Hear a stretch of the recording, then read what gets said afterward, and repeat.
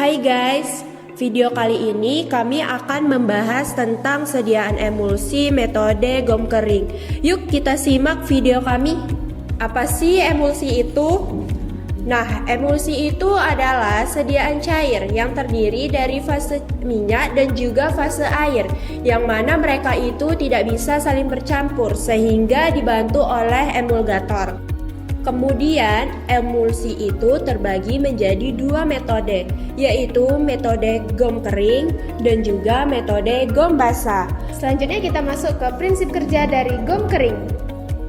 Adapun prinsip dari metode GOM kering sendiri ialah mencampurkan fase minyak dengan GOM Arab dengan perbandingan 4:2:1, di mana 4 merupakan fase minyak, 2 merupakan fase air, dan 1 GOM Arab.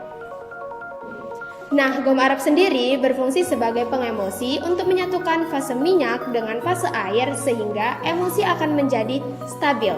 Pada metode GOM kering, GOM Arab terlebih dahulu dicampurkan dengan minyak. Mengapa demikian? Tujuannya agar GOM Arab dapat melapisi fase minyak terlebih dahulu, dan ketika air ditambahkan, emulsi primer dapat terbentuk lebih mudah, lebih homogen atau tidak terjadi pemisahan, dan lebih stabil selama penyimpanan. Selanjutnya, uji evaluasi. Yang pertama, uji organoleptis, terdiri dari bentuk, warna, dan bau. Yang kedua, uji pH, yang dimana pH yang baik pada sediaan oral 4,5 sampai 7,5. Yang ketiga ada uji viskositas, yaitu uji kekentalan, yang dimana kita akan melihat suatu kekentalan pada sediaan kita. Rentang yang baik itu 100 sampai 1500 centipoise. Yang keempat ada uji tipe emulsi, yang dimana uji tipe emulsi ini kita akan mengidentifikasi sediaan oral kita yang dibuat, yaitu yang termasuk golongan minyak dalam air atau air dalam minyak. Poin yang kelima, uji volume terpindahkan, yang dimana rentang uji volume terpindahkan itu tidak kurang dari 95%.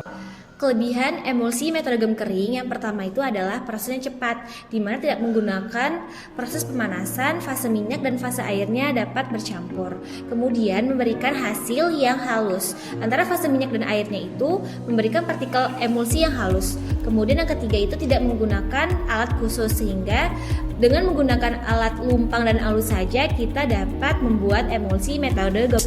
Untuk kekurangan metode emulsi GOM kering sendiri, yakni pertama, ada stabilitas fisiknya yang rendah. Sediaan ini mudah mengalami creaming dan cracking.